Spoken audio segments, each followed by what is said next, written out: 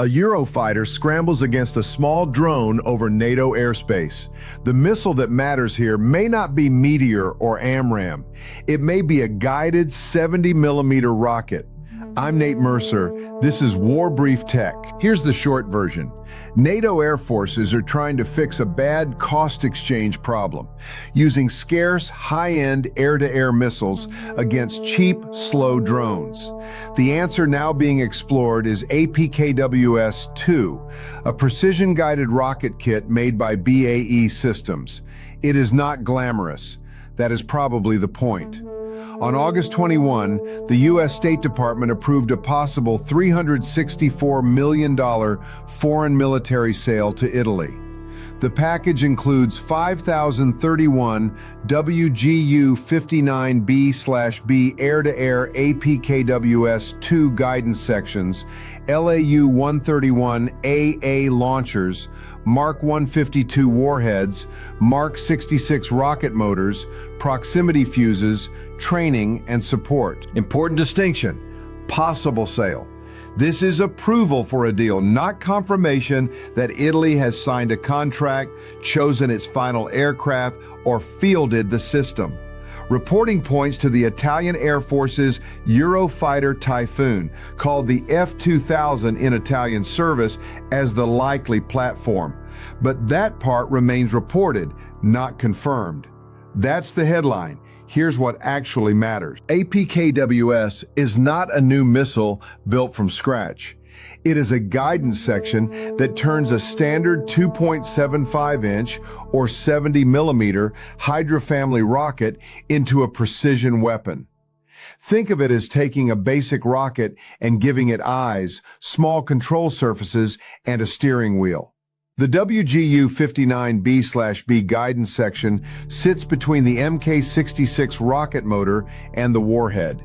After launch, its forward control surfaces deploy.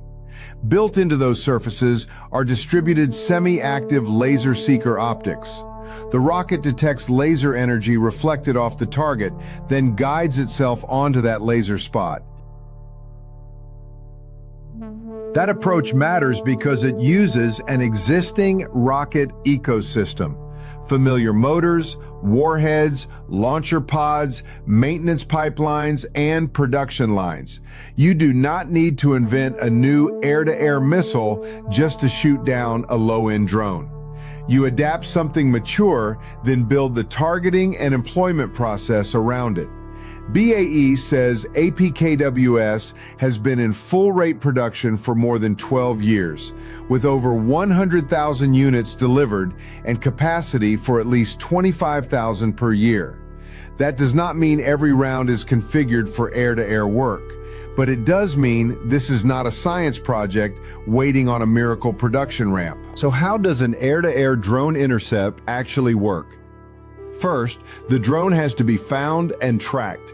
That may come from the fighter's own radar or electro-optical sensors, from a ground radar, or from a wider NATO network. Then the target must be laser designated, either by the fighter or another compatible platform. The pilot launches an APKWS round from a rocket pod. The seeker captures the reflected laser energy and guides the rocket through the final intercept. Against a small aerial target, a proximity fuse is a major part of the equation.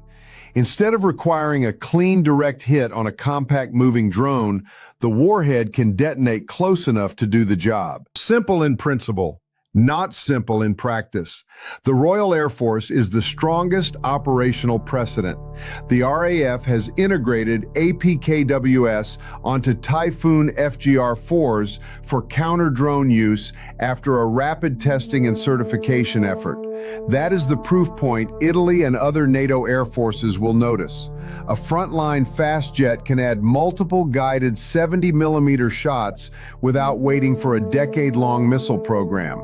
And that changes the math. A Typhoon carrying a rocket pod can bring several APKWS rounds on one station. A premium air-to-air missile occupies a station for one shot. Those premium weapons, including Iris-T, AMRAAM, and Meteor, are designed for much harder problems: fast aircraft, long-range engagements, complex electronic environments, and threats that can kill you back. They remain essential. APKWS does not replace them. The right way to think about this is an interceptor ladder. At the bottom, guns when range and geometry allow. Above that, guided rockets like APKWS. Then short-range missiles such as Iris-T. Then AMRAAM and Meteor for the long-range, high-performance threats. The objective is not to find one weapon that does everything. That weapon does not exist. The objective is to use the right round for the target and keep the expensive rounds for the threats that justify them. Now, the limitations, because this is where people get ahead of the evidence. APKWS uses semi-active laser guidance. Someone has to keep the target illuminated through the engagement. Cloud, haze, smoke, terrain masking, clutter, poor visibility, or an awkward intercept angle can break that chain. A drone does not have to be sophisticated to be difficult. It just has to be small, low, slow, and surrounded by visual clutter. Its range is also limited.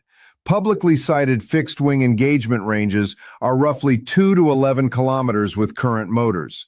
That is useful space between a gunshot and a high-end missile.